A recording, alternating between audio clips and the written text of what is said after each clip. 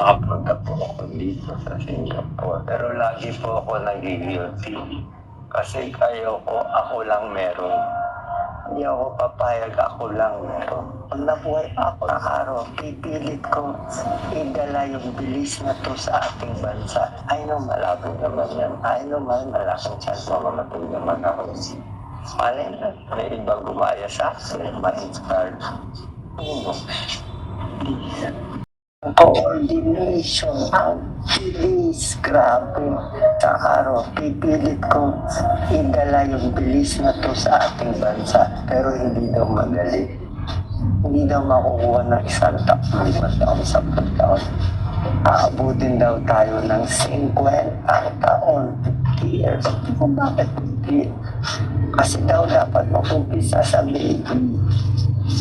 Baby pa lang, papagalingin mo na. Baby pa lang, malusog na. 5-year-old, libre na. Pagkain, bakuna. Grade school, high school, dapat lahat libre. College, lahat libre. Para pag libre lahat, makakakuha tayo sa 1. Palagay natin, 50 million nag-aaral na libre. Marami tayong genius. Tapos yung pinakamagaling sa 50 million natin na nag-aaral, papadala ng gobyerno libre. Libre sa Stanford, sa New York. Ibig sabihin yung mga genius nila, papadala dito, papadala doon, libre lahat. Pag libre na sa lahat, pagbalik dito, genius na sila. Ba't sila genius? Kasi nga, bata pa, kompleto nutrition, walang bulate. Magaling mag-aral, hindi bagsak sa math, hindi bagsak sa science, libre lahat. Yun ang ginawa ng Singapore. Philippines, kaya nagsasabi mag-Singapore tayo, kalokohan. Pwede tayo mag-Singapore, umpisa tayo sa zero. Start natin. Gusto mo ako mag-start. Pag nabuhay pa ako, i-start ko. Promise ko. Pero malabo na ako. Ang kalaban ko matinding sarcoma. Ang chance siguro mabuhay baka 10% lang.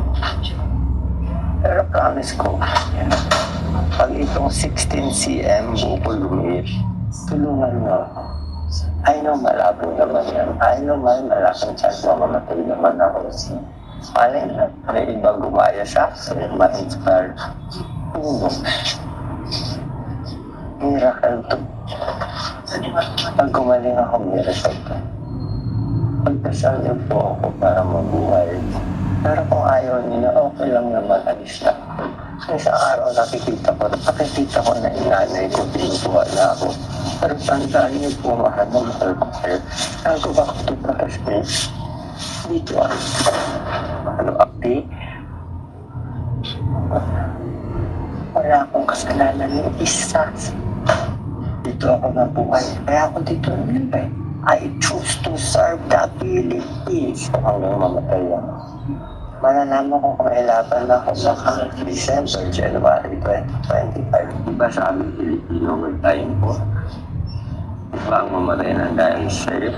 I love you all. Thank you all. God bless you all.